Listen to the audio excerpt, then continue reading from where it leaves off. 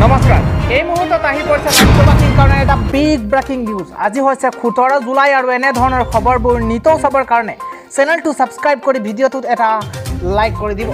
এই মুহূৰ্তত জনাই আছোঁ ৰাজ্যবাসীৰ কাৰণে এটা অতি গুৰুত্বপূৰ্ণ খবৰ। এবাৰ কেন্দ্ৰীয় চৰকাৰৰ তৰফৰ পৰা ৰাজ্যবাসীক এটা ভাল খবৰ প্ৰদান কৰা হৈছে। কিন্তু এইবাৰ কেন্দ্ৰীয় চৰকাৰৰ তৰফৰ পৰা ৰাজ্যবাসীক ঋণ দিয়াৰ ব্যৱস্থা কৰা হৈছে আৰু কোনে কোনে সেই ঋণ লাভ কৰিব, কেনেকৈ লাভ কৰিব, সম্পূৰ্ণ সবিশেষ ভিডিঅ'টোত জনাই আছোঁ। কোভিড কালত উপাৰ্জন বন্ধ হৈ যোৱা দোকানীক মোদী চৰকাৰে দিব ধন। কিয়নো কোভিডৰ সময়ত বন্ধ হৈ পৰিছিল সৰু সৰু দোকান আৰু বন্ধ হৈ পৰা দোকানৰ ব্যৱসায়ীসকলক সকাহ দিয়াৰ উদ্দেশ্যৰে মোদী চৰকাৰে সেই ডাঙৰ পদক্ষেপ গ্ৰহণ কৰিছে। পদপথত ব্যৱসায় কৰা দোকানীসকলৰ বাবে সাহায্য আগবঢ়াইছে এইবাৰ কেন্দ্ৰীয় চৰকাৰে। 10,000 টকা পৰ্যন্ত ধন দিব এইবাৰ মোদী চৰকাৰে। প্ৰধানমন্ত্ৰী স্বনিধি আঁচনিৰ অধীনত দোকানীসকলে পাব এই ধন আৰু বিশেষকৈ পদপথৰ দোকানীক বিনা গেৰাণ্টিত ধন দিয়াৰ ব্যৱস্থা কৰিছে।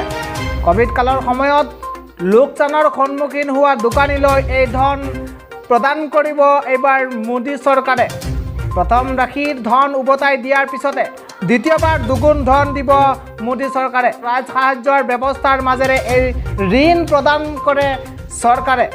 এটা অতি গুৰুত্বপূৰ্ণ খবৰ জনাই দিব বিচাৰিছোঁ। প্ৰথমবাৰৰ বাবে 10,000 টকা লাভ কৰিব আপুনি। ৰাজ্যবাসীয়ে লাভ কৰিব প্ৰথম কিস্তিত 10,000 টকা আৰু সময়মতে সেই লোন যদি পৰিশোধ কৰে তেন্তে দ্বিতীয়বাৰ আপুনি দুগুণ ধন লাভ কৰিব চৰকাৰৰ তৰফৰ পৰা।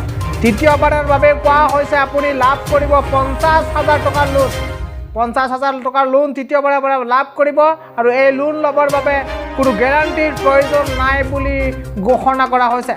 আৰু কেনেকৈ এই ধন লাভ কৰিব আপোনাৰ বাবে সেয়াও জৰুৰী। এই লোনৰ বাবে আপোনাৰ প্ৰয়োজন হ'ব এখন আধাৰ কাৰ্ডৰ।